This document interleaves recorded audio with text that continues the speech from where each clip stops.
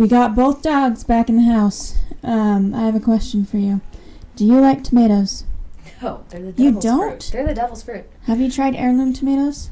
No, and I won't, because they're the devil's fruit. No, well, because heirloom tomatoes are usually sweeter, and, like, people, they'll travel to other places, have a tomato, and it'll taste completely different, because the ones that you get at the store are, bioengineered. This is in honor of my husband. Tomatoes are demon's fruit, and they will always be demon's fruit. They are my favorite. I can eat them like an apple. Like the little cherry cherubs, like those little containers, I could eat a full one of those. Like that. I'm going to zoom in on your face. You know what's funny? My husband and he hates tomatoes more than I hate tomatoes. Really? I just don't like them. Like, I'll eat them if I have to, no problem. He hates them, yet he loves pizza sauce. It's like pure tomato with spices. Yeah. I don't understand. I remember we were up in Park City for our trip this past summer, and we were having baked potatoes, and I brought tomatoes, because I love tomatoes.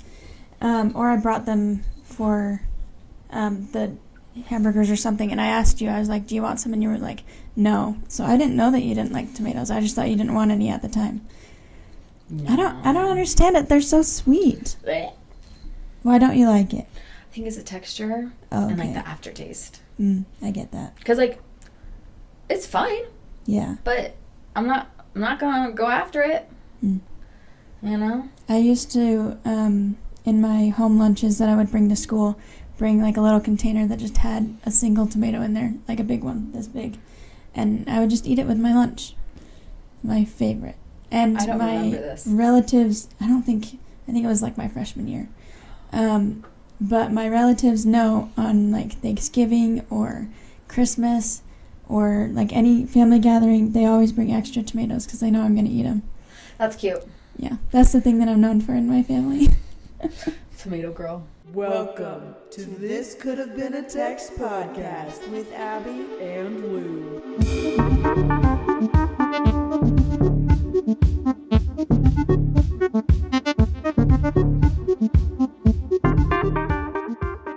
Okay, I want to talk about something that I have been wanting, like we talked about bringing up when we first talked about having this podcast.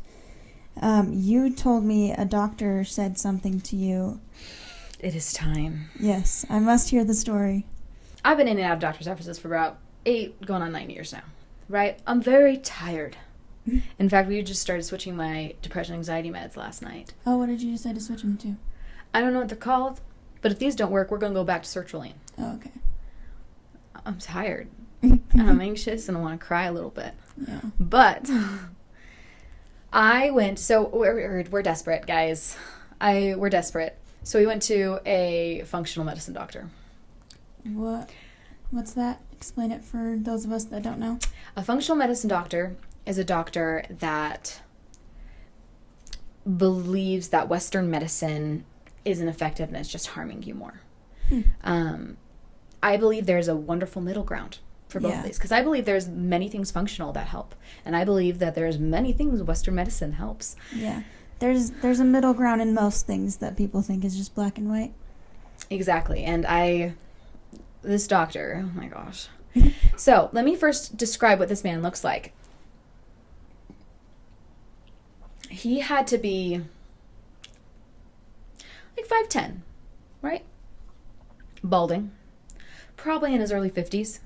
Sorry, the balding thing made me think, one of my professors, he's balding a little bit, but, like, what is it with guys who are balding and having their hair stick straight up? That's exactly what it was. Yeah. He, buzzed it so short that it just sticks straight up. Yeah, and it's like, you haven't seen all of Brooklyn Nine-Nine, but, and it's, so I think it's Amy who says to Scully, your hair looks great today, and he's like, yep, did it as normal, got it wet, and then watched a scary movie.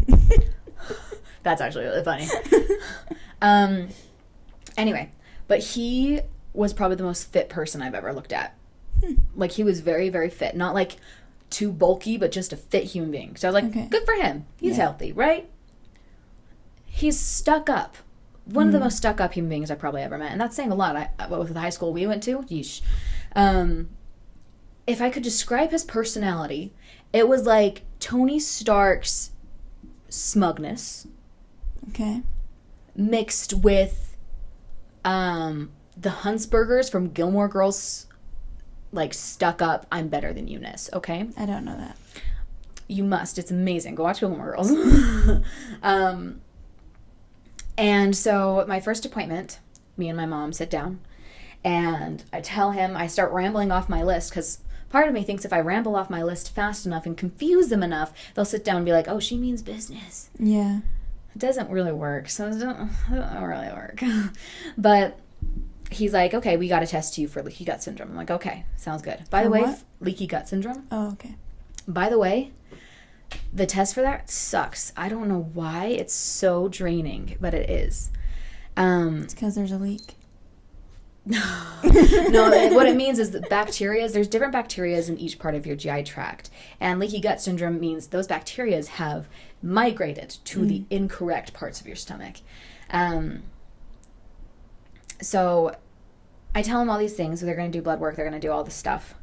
And then he looks at me and he says, give my condolences to your husband. And I kind of look at him and I'm like, excuse me?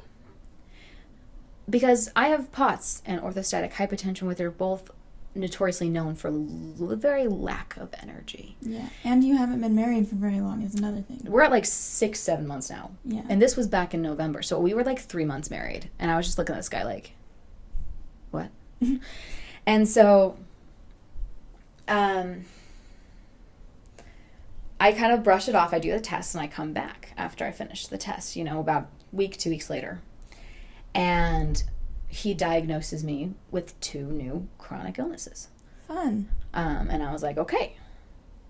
One I took seriously. The other one I was like, this looks like bullcrap, but I'll still do the regimen. Which, by the way, the regimen ended up hurting my stomach more, but I'm highly considering doing it again because I'm so desperate, What is it? It's a SIBO regimen. That's what I was diagnosed with. It's leaky gut syndrome, but SIBO. Leaky gut syndrome isn't seen as a real thing with Western doctors because it's a blanket term. It's basically a chronic pain you get from something else. So likely my IBS is what we came to the conclusion of with my GI doctor. But that has resulted in SIBO. So the leaky gut has resulted in SIBO, which has been kicking my butt recently. So I can officially say all parts of my GI tract have something wrong with them. If there's a celebration or reward for that, I would like to be put on the list. Thank you. Or just like a transplant so you can get a new one. Oh, my mom said that. But, so we go back. I'm with my mom because my mom makes the world better. And then... As all moms do. As all Love you, Mom. Most moms do. There's some out there. Not ours, though. Not ours. And I'm a similar demeanor as I am now. Just kind of tired, right? And I'm looking at this guy knowing that he's just a smug guy and he thinks he's the smartest man in the world. And I'm just like, okay, I'm ready for it.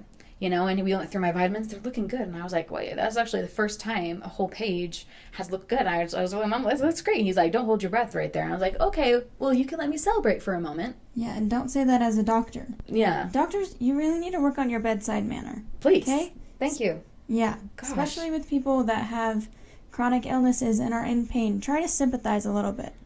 I'm sorry your life is so great and you earn a lot of money. Screw you, man. Anyway, not all doctors are bad. I've met some great doctors, but I have met a lot of bad doctors. So one of the things he diagnosed me with was hypothyroidism. Okay. And that is known to reduce energy and possibly sex drive. As well as, this is a thing I didn't take too seriously, as well as pretty significant hormone imbalances. Well, I don't think it was actually that significant. That's besides the point. So I'm taking a hormone thing now, and I have noticed a difference in my energy. That's good. But the doctor looked me dead in the eye after he told me these 2 things. And he said, give your condolences to your husband. And I was just like, I looked at him and I'm like, do you think, first, not to sound gross, but do you think that stops me? Yeah. Like what's your goal in saying that? Like, are you trying to is that a joke? Do you think that's funny? Do you think that's funny to tell a newly married person who has chronic illness, so has not once in her relationship, actually for the first 6 months I was actually pretty good, felt good, and her husband, fiance, boyfriend had to take care of her the entire time? You think it's funny to say that to somebody and just say it with a straight face? Yeah. And why say it? I know it's you. And you don't know how it's actually affecting me. Yeah. For all he knows, it means nothing ever happens, you know? Yeah. But the problem with me has been energy, you know? And, oh, dear poor baby. There you go. I love that dog. And I've always had energy issues, you know? Going back to high school, I was wondering why I can't keep up with these people, but I'm convinced they're all insane. So I thought you were a machine in high school because you were working so much. Oh, I used to do so much, and I miss it. I do. But to, like, you know, what feels like fall so far, and to have a doctor say that to me, I was just like, you studied in med school to come and make fun of me? Yeah. Like, I'm sorry, no. And he kept saying, you know, everyone needs to be low carb, workout, blah, blah, blah, all this stuff. Generally pretty true. Yeah. But me, I have a sweet tooth. I love to bake, right? And I told him that, and he like looked at me like I was gross, and I was just like, I have anger. I have a lot of anger. It frustrates me sometimes because some people are really concerned about living the longest, and some people are more concerned about like just enjoying their life, and I think that it's important to have a middle ground. Mm-hmm. But from what you're describing, he just wanted to live the longest. He wanted to be the best. Yeah. And for me, in my day-to-day life, it's not and I rarely get to have the thought of I want to live a happy life, but I have more recently, thankfully. But it's often, will I make it to the next day? Because I have a very deep fear of death, very, very deep fear of death. And with a lot of things going on constantly in pain in your body, you know, one thing slips up and you don't go check it, and then all of a sudden you're a goner, is how I see it, you know? So it's just like to hear that from a doctor, to like belittle something that adds on to years and years and years of struggle is just crazy. Yeah. It's crazy. It does remind me of a story. I don't know. My mom was listening to a different podcast. It's not as like shocking, I guess, but he said he used to work for a life insurance company, and his job literally was to figure out when people were going to die. I don't want to talk to him. I'm already anxious just thinking about that man. Well, yeah. Well, it's like, imagine having that job. He's like, I could get it within days. And I'm like, that is terrifying. And imagine doing that on your own medical records. Nope. I couldn't do it. Nope. And he's like, so the whole podcast was him going into, like how to live a healthier life, but still, like, that's terrifying, and that a doctor's willing to joke around about it is just dumb. Yeah, like, the biggest thing that has been, and I will say this for all people with chronic illnesses, if you have anxiety, I promise you, it's making it worse. And I know a lot of us hear, oh, it's just your anxiety. It's not just your anxiety, because you are in pain. But if you're like me, and I think a lot of people are, you have pain, you get anxious, it makes it worse, you go to the doctor skips to here and forgets the first part.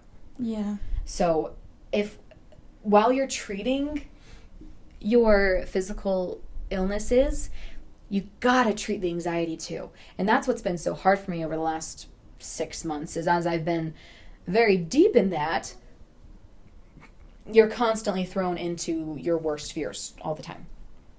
And you were doing EMDR. Still technically am. Okay. I've cut down on therapy because of costs, because we hit my deductible last year, so I was going like twice a week. Yeah. But EMDR, it can bring up even more stuff that you're anxious about. It's pretty brutal at some points. Yeah. I mean, it's structured to help you, but it's structured to help you in a way that kind of makes it worse at the beginning. It's like cleaning. You have to make a mess before it can get clean. Yeah, how EMDR works is they use bilateral stimulation to help bring up a past memory that causes anxiety, trauma, whatever, PTSD. And you work to reframe how you see it. So you literally have to go in front of the big scary spider and be like, oh, it has a bow around its neck. Yeah. You start with like your earliest memory of something or the like biggest memory of something. The way that my therapist described it is it's like a bracelet. And when you spin it, there's like a needle on it or something. And the way that it's working right now is it's stabbing into you. And we want to spin it so that it's not stabbing as hard. Mm-hmm. So, That's a cool analogy. Yeah. I didn't do very much EMDR. I tried it a little bit. I don't remember a lot from my childhood. So it wasn't as, like, easy, I guess. And I had bigger things happening in the present, so. We worked on my present stuff. We haven't gone to my childhood. Mm. So there's a couple different ways to do it, so. Yeah. But if you can do it effectively, it's helped me. There was a time I couldn't even eat at my favorite restaurant because the night of my wedding I had a very, very terrible panic attack. And it was while I was eating that food, and I couldn't even, like, think about it for 3-4 months after. And EMDR helped me, and now I'm fine. I'm still uneasy, but a lot better. And I had the worst panic attack about a month after my wedding that I've ever had, where my body had shut down to the point where I couldn't even open my eyelids, you know? And even when the panic had subsided, the adrenaline in my body was still going. So it was just this really, really painful frozen state. And that was after eating a meatball that my beloved husband didn't quite cook all the way through, and I saw some pink, and I freaked. And it was pork, so that's why I wasn't like, oh, it's beef, you can have a little pink. And he was like, it wasn't that pink. Like the next day, he was like, I feel bad, but it wasn't that pink. And I looked at it in the daylight, I'm like, that's actually a lot of pink. Mm-hmm. And anyway. So EMDR has helped me with stuff like that. Finally, we're getting to more general anxiety. My dad has expressed how shocked he is how I'm still in therapy, because the goal is to get you out of therapy, and I get that. I understand that. But at your own pace. Yeah. And there's a lot of stuff that needs to be worked through. Things like that. Therapy can be very helpful, and doctors, work on your bedside manner, please. I've heard many stories of doctors just, not listening to their patients and kind of being like, no, it's this. It's your depression and anxiety. We need to up that prescription. It's this. It's not what you're saying. Did I tell you what happened when I got diagnosed with celiac disease? No. So when I was 12, I went to Park City with my grandparents to that same condo. And I couldn't go there for years afterwards. But I became terribly, terribly sick after eating at a restaurant called Blue Lemon. We just assumed it was food poisoning. I don't know if it actually was, but I never will look at that restaurant the same. Yeah. And we went to go see the play Annie, and I couldn't make it even halfway through. And I was just throwing up, and I'm surprised your mom went to see that, knowing her thoughts on it. No, she wasn't there. It was just me, Nana, my sister, and my 2 cousins. It was like a girls' trip, but also Grandpa was there, you know? Mm. And so I was so, so, so sick. And I didn't sleep. I slept 2 hours a night. It was from 5 a.m. to 7 a.m. because I was up and down throwing up the whole night. And I asked Nana, this is a pattern through my whole life. I asked just, how long do I have to do this? And then will it end? And that's the hardest part about having chronic illnesses, because you don't know if it's going to end. Yeah. And so that morning she's like, food poisoning only lasts like 24 hours. I was like, okay, I can do that. And the 45-minute drive home was the longest drive of my entire life. I couldn't keep down anything. And the next day was actually a general conference. Which is a day in our religion where we, it's like home church, basically. Yeah. And I was so sick that I started to have my first major panic attack. I couldn't move. And my mom knew it was a panic attack, but I was so dehydrated that it was just like pulling me out of it was just a mess. So they took me to the ER. They could barely find any vein, and my veins are deep, so it's already kind of difficult. And I'm sure that would anyway.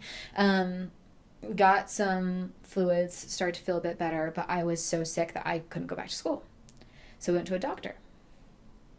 And that doctor was related to my family. And so he knows the anxiety that just courses through the blood of my family. And it's on my Nana's side. And, my Nana's a little hyperactive. And she's got a bit of anxiety herself. And then my aunt, her anxiety is just debilitating, And so he's saying, it's your anxiety. It's your anxiety. I'm 12 years old.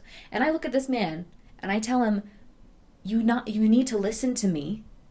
My anxiety is coming from the fact that I don't know what's wrong with me, but I hurt. Mm-hmm. And I'm proud of myself. It was probably like normal 12-year-old consciousness, but I was proud of myself to be able to say that. But he wouldn't listen to me. So my mom basically told him, shut up, take the blood test, and my celiac score was crazy, so he's like, yeah, you need a endoscopy. So to get fully, I'm not freaked out.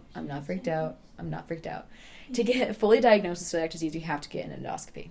So there's false positives all the time, but mine was so positive, and many, many are. That's just basically like, yeah. But until you take that endoscopy procedure, you have to eat gluten up until the night before. And so I was waiting 6 months to get into it. It was June 31st that my procedure was, and it was back in March. It wasn't full 6 months. It was more 3, 4. Back in March 31st was the day I got sick. April 1st is the day I went to the ER. But if you join a Facebook group with most any chronic illness, you'll hear the amount of people who have doctors tell them, it's just anxiety, it's all in your head, when in fact anxiety is a wonderful, great side effect of it that just never leaves. But also anxiety isn't even in your head, it's connected to the gut. And nervous system. And it's, I don't know. I don't know. Yeah. I don't know. You have your dog in your shirt. I do. Which makes me think of Saturday, the day after Valentine's Day. We met up at Walmart to get discounted Valentine's Day candy, which we got a great lot. It was awesome. Oh, yeah. I'll scoot this over because I feel like it's going to get knocked over. Maybe we put it back a tiny bit. Oh, no. Best $50 I've ever spent. No, girl math. You didn't spend $50. Truth, I used cash for most of it. But yeah, you brought Lady. She was in your backpack. Hannah was there too. But we didn't even realize that Lady was in your backpack until Hannah saw something moving around in there, and we were like, did you bring Lady? And Lady didn't go back in the backpack until it was time to go home. Yeah, she's pretty quiet. She's pretty good until she gets excited. Hence, she's crawling down my body a little bit right now. I wear a lot of black, so it's kind of hard to see. Yeah. But yeah, Hannah and I were just carrying her around the store, just snuggling her. I always get scared we're going to get, stopped by someone you can't have dogs in here. I'm like, I'm sorry. You're like, it's not a dog. It's a black puffball that has a bell on it and moves sometimes. It's just a very realistic, robotic stuffed animal. Yeah. But yeah, so we got to carry Lady around. Another funny thing that happened, we were looking for the big Hershey's Kisses. And you were on a different aisle. Hannah was holding Lady. You were coming around. You had the cart. Mm-hmm. So you were trying to navigate around all the people because getting discounted Valentine's Day candy isn't our idea. And apparently running people down with a cart isn't smiled upon. Yeah, so. Sadly. Frownly. And so I was trying to show you, hey, I found the Hershey Kisses, and I just grabbed the whole box and was bringing it over to you. And I realized, I was like, I kind of looked at you, I was like, I'm not getting this whole thing. I'm coming to show you and ask how many you want. But I got some laughs, and I was like, thank you. I was a little confused. I was just like, was someone trying to steal it from her? There weren't very many left, which I was surprised, because last year they had a ton. For Christmas as well. There was a crap ton. Yeah. And I went ham on those things. Yes, maybe they got smarter this year or something and didn't get as many. Didn't waste as much money. Yeah. I remember last year I got 3 of each color. I don't know why the colors was such a big thing, because it doesn't, not the flavor change, it's just colors. Yeah. But it's my OCD. It's great. I got a lot of them, but I didn't this year because self-control. I have yet to hit that marker. So, well, you didn't get much for yourself. You were very generous. I got plenty for myself. You were very generous and got stuff for your family members and your husband. Oh my gosh, I got my. Oh my gosh.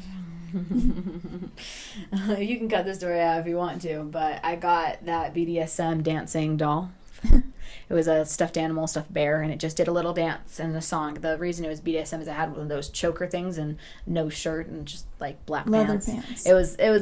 It was light BDSM if it had a diet version of it. And the reason I got that to give to my parents was because as my dad has been studying to be a therapist, he has gone, as he says it, sex positive. And I thought, that sure ain't how it was growing up. You know, any mention of a period, any mention of that, runs out of the room like a cartoon, right? So I got them that BDSM doll, and I gave it to my mom, and she's like, is this for Zach? I'm like, no, it's for you. And she's like, this is not something you give to your parents. I'm like, but Dad's just so sex positive. And Pop wasn't home yet then, so I don't actually know his full reaction to it. I remember you picked it up and you were like, I'm going to give this to my mom. And I'm like, why not give it to your husband? You're like, I'll get more of a reaction out of my mom. 100%. 100%. It was fun. How was your Valentine's Day? It was good. We went to Top Golf, and then I cut his hair, and then we played. Romantic. I know, and it looks great. And then we played virtual mini golf with my parents. Nice. And then I promptly passed out asleep. Great. We were going to record that day to prepare for my trip, but I had to meet with my professor for that trip to get a scholarship. And the building, okay, so it was really cold outside. The day before there was like a awful snowstorm, and we missed our friend's wedding reception. I was really mad about it. Mom apparently ended up going. That's good. And I told her, you know, give her a hug for me and all that. And she said how happy they seemed, you know, like they knew the situation was unfortunate, but they were just so happy. That's good. I saw some pictures online that I want to see her. His sister posted. If you go on Facebook and follow his sister. I need to follow his sister. Mm-hmm. She posted. And they're so cute. You know, it's good to see him finally smile. Yeah. You know. Did he get a haircut? Nope. Not that I remember. I guess she just likes his hair long. He's got a very anime haircut, to be honest. Yeah. But it kind of works with his face shape, so it's not bad. Yeah. I don't mind. But yeah, awful snowstorm the day before. It was still pretty cold outside. I was wearing a shirt, a jacket, and then a coat over my jacket. I just really liked my jacket. It fit with my outfit. And so I wasn't just going to wear a coat. And so I go into the building that this professor's office is in, and it's really hot. And the elevator is broken, and he's on the 4th floor. I have to go up 4 flights of stairs. Ouch. And the first floor is taller than all the other floors, so there's like 2 flights for one on that one. Oh, you got your walk in that day. And it's like really hot in this building, and I don't have my coat on anymore. So I'm like, this should be fine. It's whatever. I get into my professor's office, and it's like a greenhouse. Like, literally, he has a giant tree in there. And a big cactus. It's even hotter. It's a little bit cool, humid. But sounds like a hazard. He's in a sweater. Like, not just a sweater. Is this man he's in like a button-down ginger, shirt. so he doesn't have a soul or something? No. He had a sweater on over a button-down shirt. He wasn't ginger. He was a white blonde man. Could have been a ginger at one point. And he had, like, his electric bike was in there. It's funny because the wheels weren't on anything, but the kickstand was on, like, a paper towel to make sure nothing got on the carpet. I was like, that's super effective, dude. He seems like a very save the earth type person. Yeah. Which is fun. Yeah. Not sure if I'm going to get the scholarship. Ugh. Instead, Stressful. deciding to go through the history department and see if that will get me further. Because a lot of people applied for the one that I applied for, and only one person from each program has a chance of getting it. And I wish you luck. They're not even like 100% sure that it'll come to our program. And multiple people from my program have applied. So we'll see how this goes. I wish you luck. Thank you. I need to be better at finding scholarships. Well, this is for my trip specifically, so that's why there's like... It's so coveted. Yeah, because going abroad is expensive. Who would guess? Yeah. But yeah, and yeah, I've just been preparing for that. I need to get a passport. You've been out of the country, right? You've been to Mexico, right? Mm-hmm. Have you been anywhere else? Nope. Okay. Just Mexico. Yeah. I have never been out of the country. Rarely been to the eastern part of the United States. Me too. Yeah. I've primarily been to Arizona and California. Yeah. I mean, my aunt lives in Georgia, so we go visit her sometimes. And then for my senior trip, we went to New York, which was fun. Didn't get to see any Broadway shows, though. And we've talked about theater a lot, so I like theater. But our flight got delayed. For this trip, my mom told me, I was trying to get flights or whatever. It's really expensive. And she's like, it's not us as a whole group flying to Europe together. We have to book our own flights and everything, which is fine because some people like want to stay earlier or like go earlier or stay later. Wow. I need you to go by your mom because I want this one. And so my mom's like, you're going to be flying alone to a country where you don't speak the language, which I understand. And so we're waiting for the class to come up so that I can meet people that are going on the trip as well, and possibly get a flight with them. So it's a lot to do, dude. Yeah. It's a lot. I love how your air gel, you can pick up your whole dog, and I can only pick up half This is of my mine. exercises. 3 pounds. Don't judge. You know the New York Times games, right?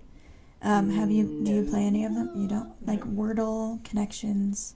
You haven't heard of any of these? I've heard of Wordle. Oh, okay. So that's on the New York Times. They have all these games. One of them is called Strands. It's like word search, but instead of it all being in a line, they're like it's like a Connect 4 kind of plot or something. It looks like this. Oh, my brain. Yeah. But there's a theme with each of them, and the theme for the one yesterday was gluten-free.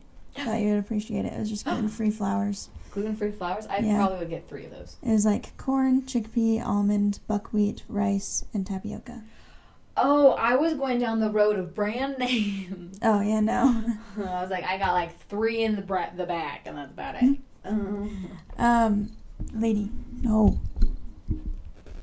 She's like, I desperately need your attention. I want to show you this. You have a picture of you as a kid over there with your sister. I do. I want to show you this because it's a picture of little me. I think I'm like 3 or 4 in this picture.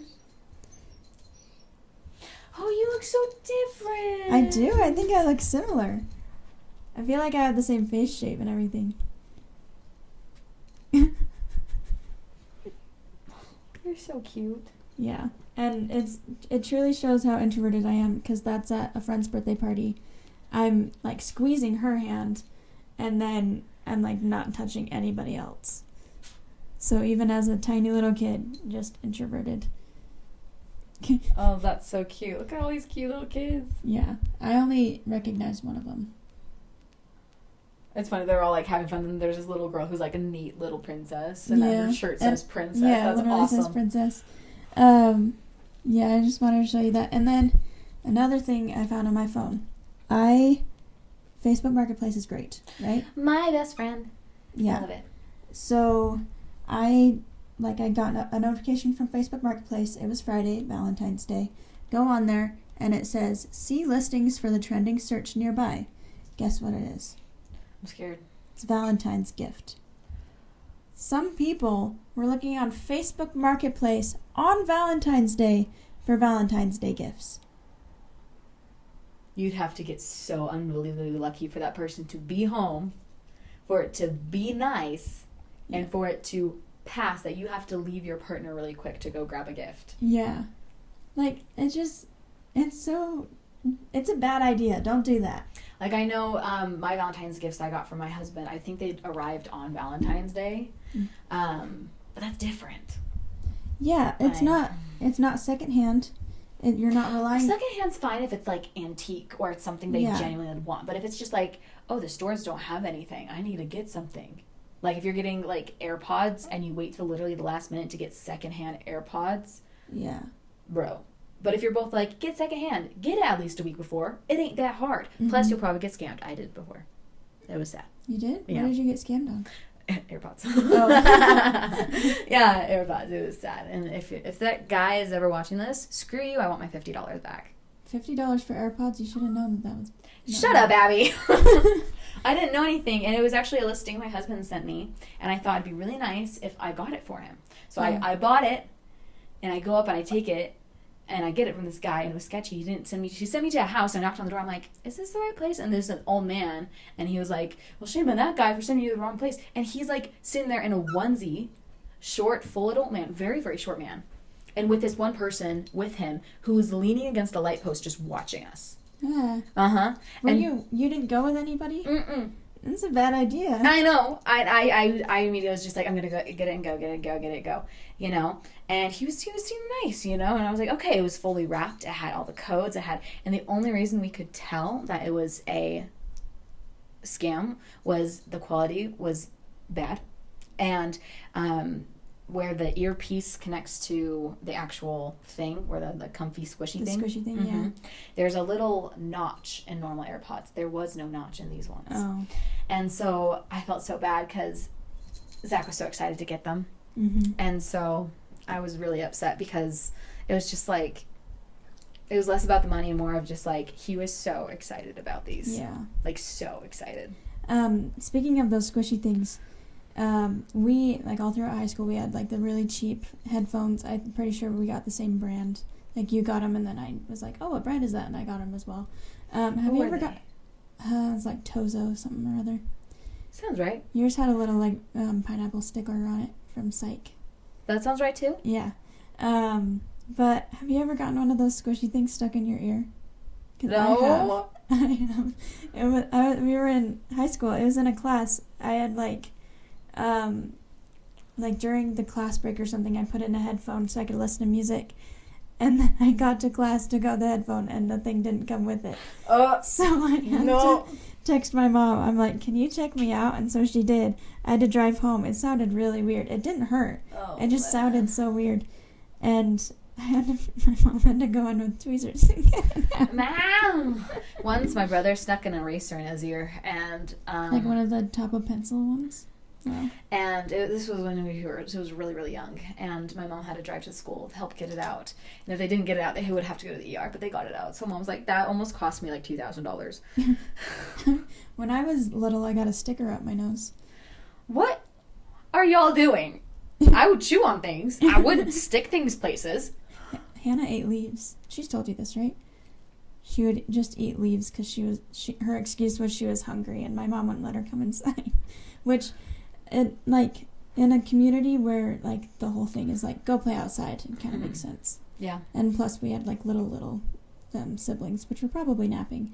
But just, like, why is your first instinct to eat leaves? Salad. Oh, my gosh. I saw a study today that said there are people now who are in 11th grade who can't physically write essays because they grew up on iPads and they didn't develop those motor skills playing with Play-Doh, playing with little toys, that they can't write a full essay for their AP history class because their hand can't do it. Wow. That's the biggest struggle. And these are students who are like 3 years behind in writing in English. But the biggest struggle is the physically writing. And so it's just like, yeah, my kids will be forced to go outside. Yeah. They will be just stuck outside in the backyard all day and come in for it's treats. like coloring with crayons. Like, that's how you learn how to hold a pencil. Yeah, coloring with crayons. Again, playing with Play-Doh. Just the little things that little kids have to play with to learn that stuff. You know, and if they're sitting on an iPad all day, they're just holding something. Yeah. And it's, oh my gosh, kills me. Yeah. Okay, you, right here. You're putting your paw right here, and it's going to break it. Come. He's cute, though. Thank you. It's like he understands me. He's cute. He's like a toddler. A little bit, but that's what's great about him. And he's larger than a toddler. Very much larger. If a toddler was that size, I feel bad for the mother who gave birth. Yeah. Well, Ouchie. you don't give birth to a kid as a toddler. No, I mean, like, that would mean he was a big baby, wouldn't it? Not necessarily. It could. We were talking the other day at dinner about when I first got him. And my whole family, they know and love your dog. Mm-hmm. And your dog's size is the size of dog my mom wanted me to get. Because when I said, can I have a dog, she had 2 rules. 1, no shedding, which, check that off. Easy. I wouldn't want a shedding dog either now, because of my OCD and needing for everything to be clean. And I've noticed that too with myself. Like, yeah. I pet Buster a little less, but like, he's been wobbling Abby, and I'm not gonna handle it well. It's gonna come probably this year, and I'm not gonna do well. Yeah, we'll make sure to hang out. Okay, I'll just be sitting there crying like, Abby. But yeah, and then the other requirement was he needs to be small. He was small when we got him. I mean, you tried. I have the opposite dog of what I wanted, actually. I wanted a big dog because I wanted to be able to train it to be a service dog. My doctor said that if I could afford to get a service dog, he would write me the note for it. Cannot afford that. Yeah. And this was after we had Lady too. Yeah. And you were moving into a college dorm where having a big dog wasn't the greatest idea. It's tough. Yeah. So my grandparents helped me get Lady, and it's been great. She's not a service dog, but she's great for me. Yeah. But Arlo was 9 pounds when we got him, which is already 3 times the size of Lady. I cannot remember him being that small. Yeah. It was during COVID. Well, it was 2022. End of COVID.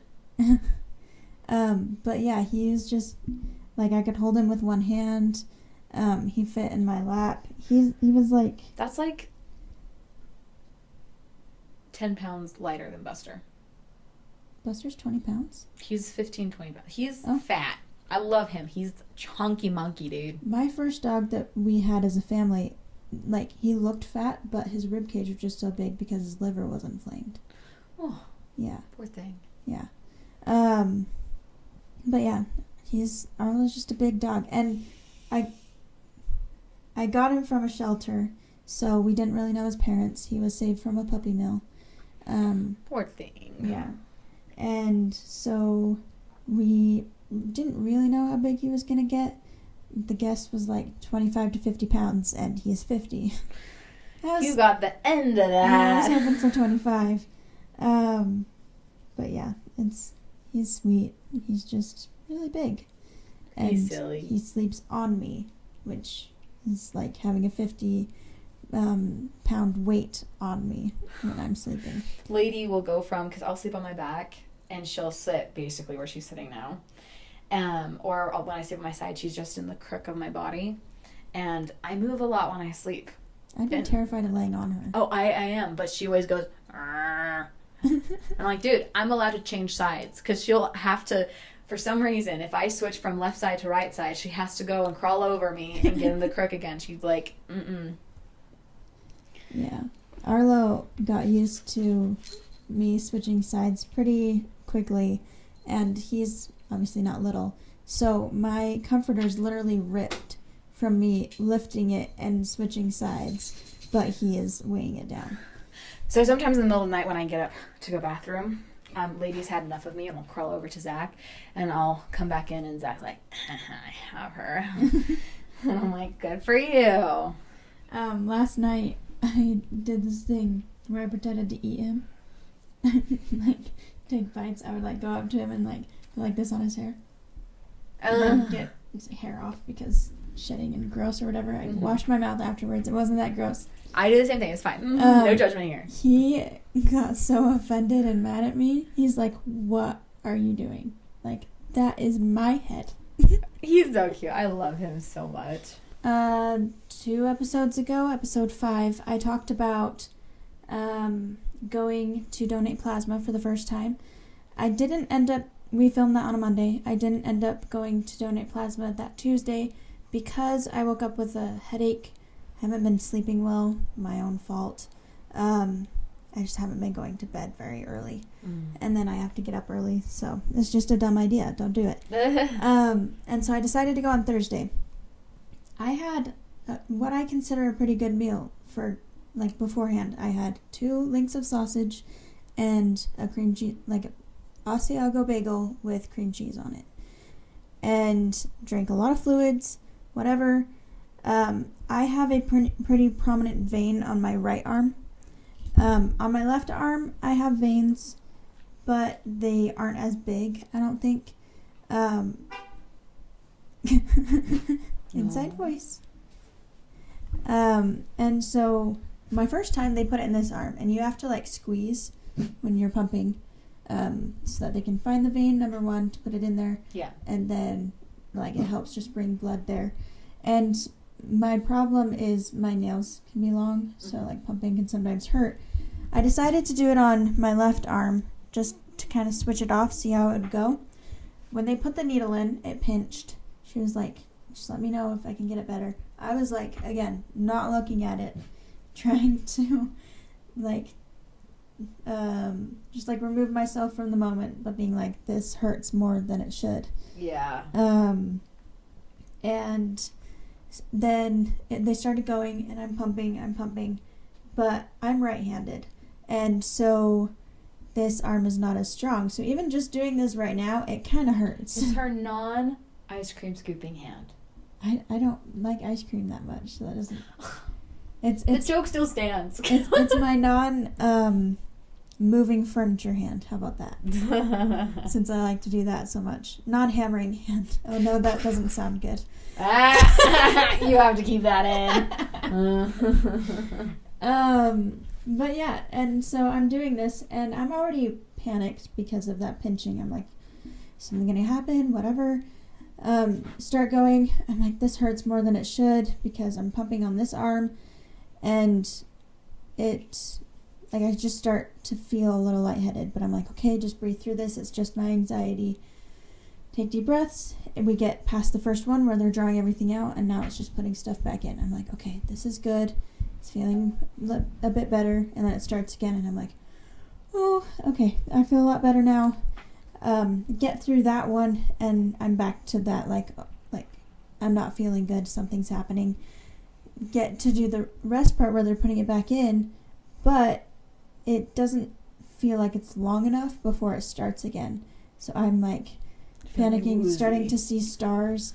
I feel bad because just across from me, like, I made eye contact with her a couple times, was someone who was here for the first time. Oh dear. She didn't seem as anxious as I was, which kudos to her. So at one point I was like, I raised my hand, and she had to point out to the person. She was like, she has her hand raised, and then I was like, excuse me, I'm seeing stars. I'm not feeling good, sick to my stomach. So they stopped it. Somebody came over. They call it reactions there, which I think is like a little weird. Like, I wouldn't call it a reaction. I would just call it, I don't know what I'd call it, but I wouldn't call it a reaction. They come over. She's like checking my vitals. I have I'm on the lower end of normal with my blood pressure, which I actually looked it up once. There's actually, like, Harvard did a study or something where there can be a lot more problems with people with lower blood pressure, which was interesting. And I don't know how to bring it up. So, I'm fine. I've lived 20 years. Hopefully, I will live longer. And so, we're taking this, and yeah. So while she's doing this, it starts again. It starts taking stuff out, and I'm like, it's going. Do I need a pump? And she's like, no. So she turned it off. Finally get the saline back. And as the saline is what goes in afterward to help bring back up your blood pressure, because it just took out all the plasma. Mm-hmm. And it's freezing cold. Have you gotten saline before? Yeah, it's cold. I like do the smell and the taste thing. Yeah, but it felt good because I was so hot from being so panicky. But did you start getting the shivers in a little bit? Oh yeah, I shake. You've seen me when I'm cold, right? Yeah. When I'm cold, I shiver crazy, and it's not even like I'm not that cold. It's just she looks like she's like a little dog. You know, when dogs go out and they're cold, it's like their whole body shakes. That describes Abby. Yeah, and it's not like, I don't know. It really worries people when it happens, and I'm like, I'm fine. I'm not that cold. It's just like a bodily reaction. Yeah. But yeah, so that started happening. Ended up going to talk to the nurse. It's fine. Just gonna have to donate on my right arm now. But the rest of the day, I was not feeling good. I texted you at one point. I was like, I'm feeling really lightheaded. You suggested putting my legs up and putting some compression socks on. That helped a lot. And it helped more than drinking electrolytes and eating food, which I was surprised by. Yeah, that's something. So with POTS, I kind of live in that sensation a lot. Thankfully, not all the time. There's many people who pass out multiple times daily, and I am not one of those people. I'm pretty on top of when I feel a flare coming on, I get straight to the ground, or, even if I feel a flare, I only get to the ground when it's like, I know it's go time or not, because usually I can just breathe, and there's some sort of reaction you can do with breathing that will help bring your blood pressure up. I don't remember what it's called, but that tends to help me momentarily. And then once I can get my anxiety under control, seriously, my POTS flare usually subsides pretty quickly afterwards. So that's what happens for me. I know it's different for so many people, but when it comes to blood pressure, when you have low blood pressure, I am kind of all over the place. I've had like 109s to 130s to like, I consider myself pretty normal blood pressure. I'm like 90. Yeah, that's pretty low. Yeah. I consider myself pretty normal blood pressure. But when I stand up, that's when my blood pressure will plummet. And so to combat that, you wear compression. That's one of the reasons people with POTS wear leggings and compression socks, is because when the blood goes down with gravity, when you stand up, it has less of a fight to get back up to your heart. Yeah. And so that's also one of the reasons why, when you're about to pass out, you don't go reach for water. You get on the ground and you get your legs up, because then the blood can get to your brain, can get to your heart, because usually all the blood is by your feet. Yeah. And so that's probably what was happening there, is the blood was just sinking at your feet, and your body was just like, there's not enough blood. And so your body goes into a kind of shock response of like, something's wrong. And then you pass out to try to regulate your body, basically. And it's interesting because the first time I donated, my feet were falling asleep. So I had to like move around a ton. I was constantly that would bother me. And I'm a fidgety person, so it wasn't that weird. It was weird, I'm sure, to everybody else who was just laying there like chilling, and I'm like, just kicking my feet all over the place. You're like, ABCD. Yeah. But then this time I was like just out of it. And I haven't really been that close to passing out. I mean, sometimes so a lot of people tell you if like you stand up too fast and you see stars, it's like low iron deficiency, which sometimes it can be. But after finding out that my blood pressure is this low, I think it might just be that. Very well could be. Yeah. You could have orthostatic hypotension, Abby. I don't know what that is. That's what I have. The blood pressure dropping. Oh. Okay. But you have normally low blood pressure, so that's a little different. What orthostatic hypotension is when you change your posture position, that's when it kind of drops. I don't fully understand it, to be completely honest. That's all I got. Yeah. And, I don't know. And there's, like, if you have high blood pressure, there's, like, obviously things you can do. But with low blood pressure, what are you supposed to do? Get more blood? I'm trying. No, there's some things you can do. And the most of it is drinking a ton of water and electrolytes, because that means your blood likely isn't absorbing the water or electrolytes as well. So your red blood cells are a little shriveled. And so they're really thin, and it's really easy for it to fall down. But if they're nice and hydrated and full, they're gonna move easier. Yeah. So that's why people are like, hydrate. Yeah. Also, you should know propranolol is known for dropping blood pressure. Yeah. Yeah, that's one of the things that my doctor told me about. But yeah, the whole drinking electrolyte things, I need to figure that out, because when I think of electrolytes, I think of Gatorade, Powerade. Those have a lot of sugar. Yeah, don't do that. Yeah. And they're not nearly enough electrolytes. They say electrolytes because it has it in them. But, if you have low blood pressure, you need electrolytes. Like my electrolytes... Do you use liquid IV? I use liquid IV, and I am starting to use a couple other things. Okay, I'm not one for flavored water. I'm not either. I have a very, very hard time getting in. And you can also get electrolyte pills. I can show you some that I have. Yeah. But electrolytes, they're just salt, right? Or am I crazy? Basically. They're kind of. They're that sodium. Like, for example, since I have POTS, I have to get 7,000 milligrams of sodium. The recommended daily dosage is 25,000. So 2,500. eat more fries. Eat more basically. It's great. But there was this one time when we had to give up a dog back in October. We went down south and we visited my sister because that's where we were meeting because they lived in Nevada. And I was having the worst flare because I was so mentally distraught over it. And I literally asked my sister for her table salt, and I just started eating her table salt. And that seriously would give me ups where I can start doing little things again, but then I'd be back down. But that's interesting. So back in November, I went to Las Vegas for a wedding I was taking pictures at, and I was just not feeling good, low energy. And my mom, she was like, how are you feeling? I told her, and she's like, okay, you need salt. So she got me chips, and it brought me right back. And she's like, I learned that while I was pregnant. Yeah. That's crazy. Yeah. Isn't that crazy? Yeah. Yeah, I actually, there's some people who literally carry table salt with them for emergencies. I want to get like the ones that you snap open that you can get from... Oh my gosh, when I had COVID, this is so funny. When I had COVID with my sister, we were allowed to go together and get food. So we wore masks and everything. And, you know, we did the drive-thru, but we had fries, and they come with those snap things. And I ate the entire thing of salt because I couldn't taste anything because I thought it would be funny. And now here I am, like, I was probably just making myself feel better. Yeah. But...